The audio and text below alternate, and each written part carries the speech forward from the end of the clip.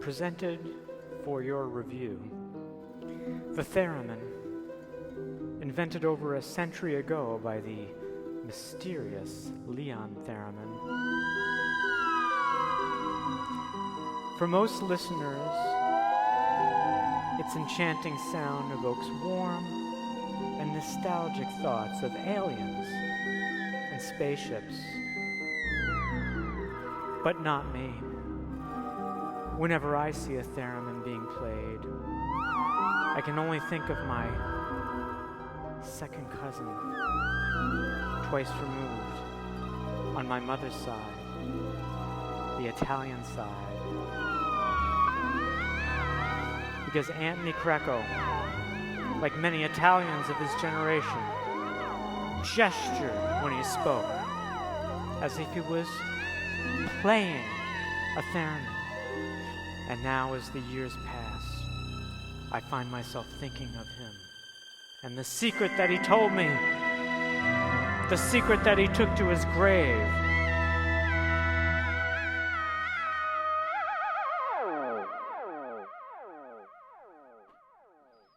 My first meeting with him was memorable because it was at my grandfather's wake. He had died suddenly, and all the people in that dark, stuffy Philadelphia funeral parlor were quietly shocked and sad.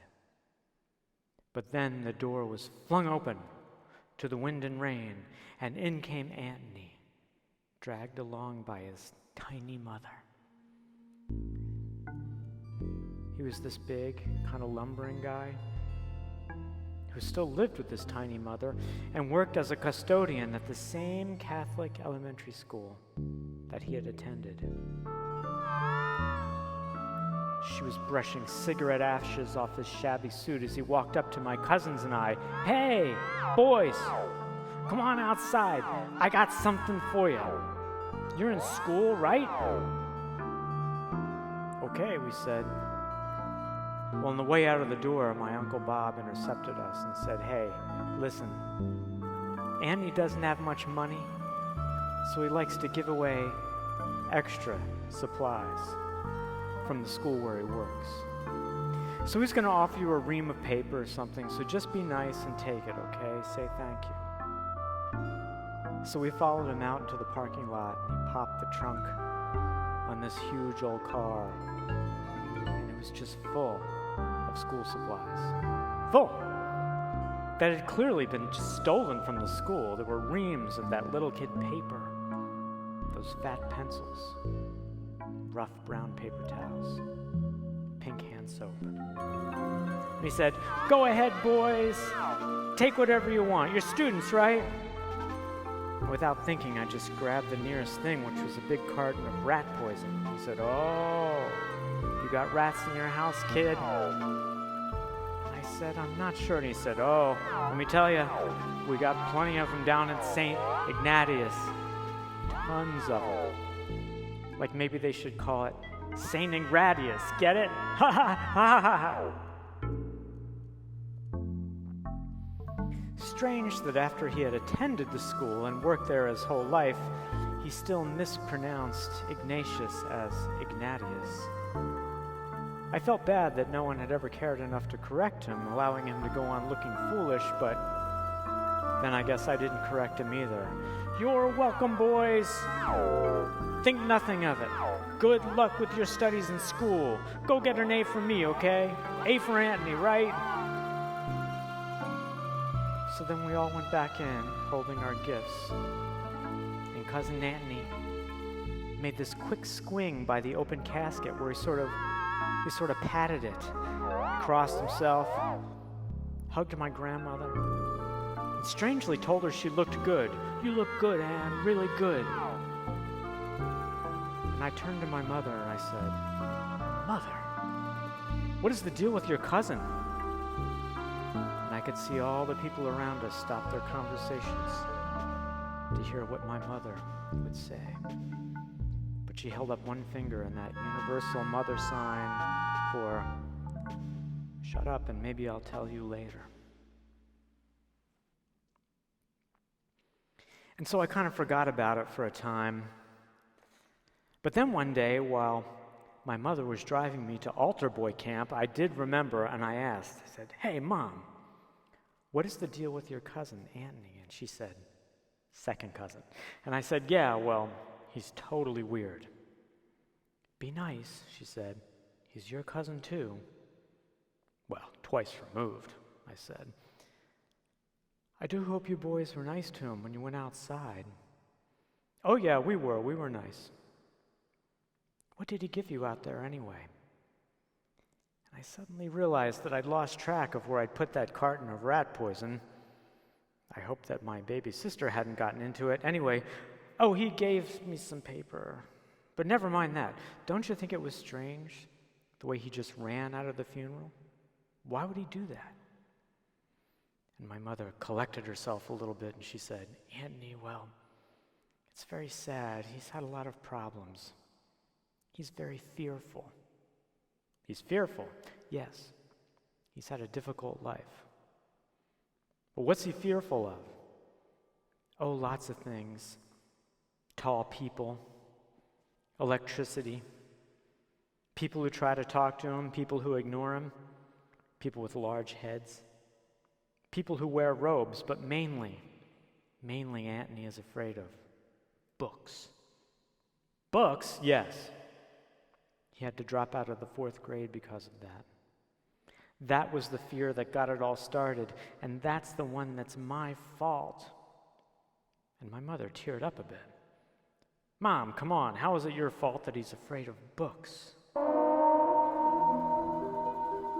"It goes back to when we were kids," she explained. "My family had a television set and his family didn't. And so whenever Anthony came over, of course, that's all he wanted to do was watch television. And one night we were watching The Twilight Zone, the famous cookbook episode with the aliens." "Of course," I said. "The one entitled To Serve Man." "Yes, that one." "Well, all the way through, Anthony kept asking, 'Is this true?' And well, I said, "Yeah, it's true. It's right there on the news, isn't it?" "Oh, no, Mother, you didn't." "I know. It's terrible. I was older than him, and I was just having fun, but he was so entranced and delighted by the show." Why, he said, "when did they get here?" "On St. Patrick's Day," I said. "Don't you remember?" "I want to go on that ship. I want to go see other planets." Poor Anthony. He wasn't that smart, and he trusted me and believed everything I said. Well, for those of you who haven't seen it, this is the most famous Twilight Zone episode, where these tall aliens with huge heads and flowing robes come to Earth. And they say they want to help to advance humanity, and they offer assistance and trips back to visit their planet, and they all carry the same book with them, written in their alien language. But then some scientists grow suspicious and decide to translate the book. And at first they figure out the title, which is To Serve Man, which of course seems okay.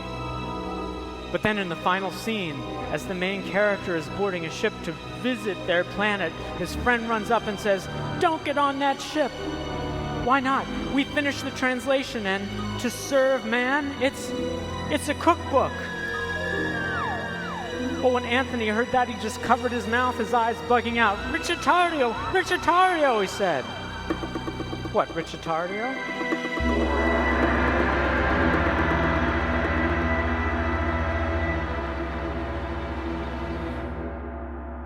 Ricettario?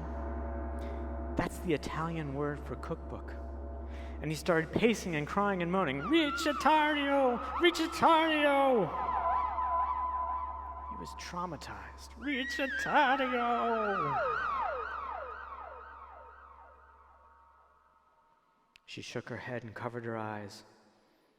He never touched a book again or watched TV. He even stopped going to Mass because the priests with their robes reminded him of the aliens. "Oh my God, Mother, what kind of a person are you?" "Oh, he's just had such a hard time since that moment. I'll never stop thinking about it.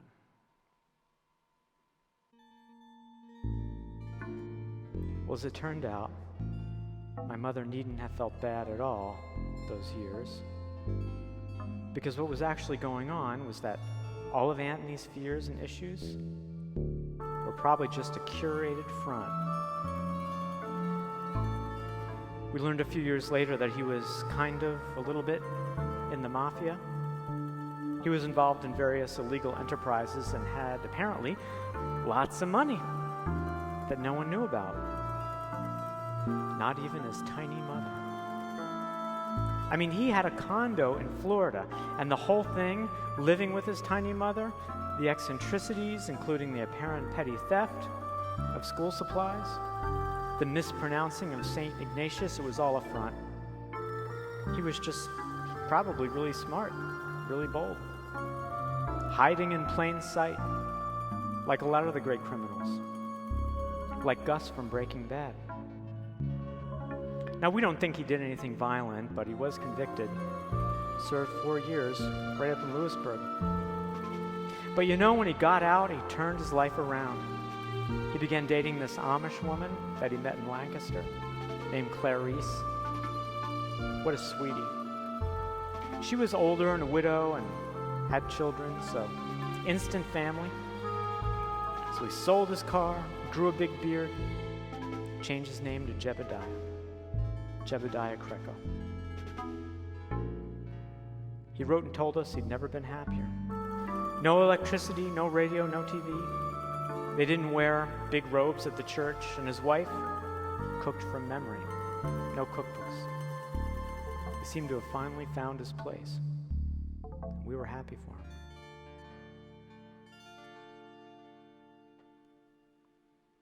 Sometime later at my graduation, when I got my doctorate in music, he actually traveled up for the ceremony with Clarice and the kids, all the way to Rochester in a horse-drawn buggy.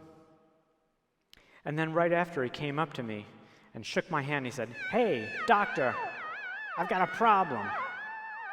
I still can't tell a motet from a madrigal. You got to help me, doctor, please."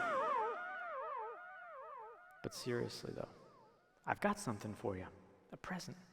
Come on. So I followed him out to the street.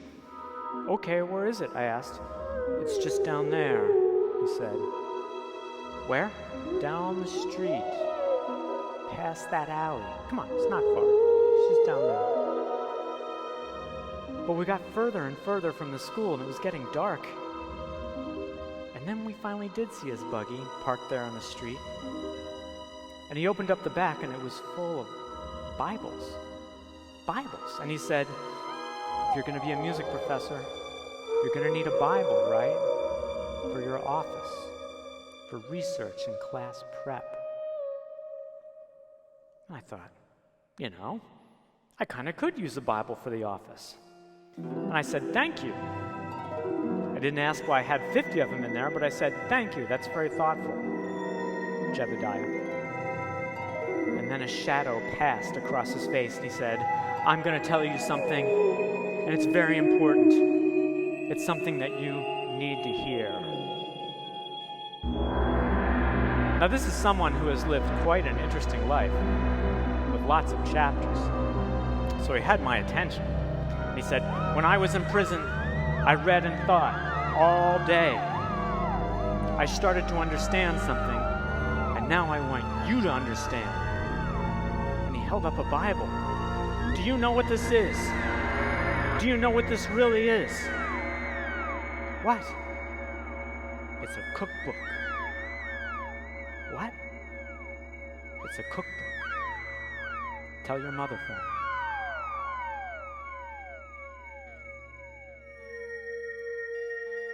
And to this day, I'm not exactly sure what was so funny about that, but we just laughed and laughed. Right there on the street.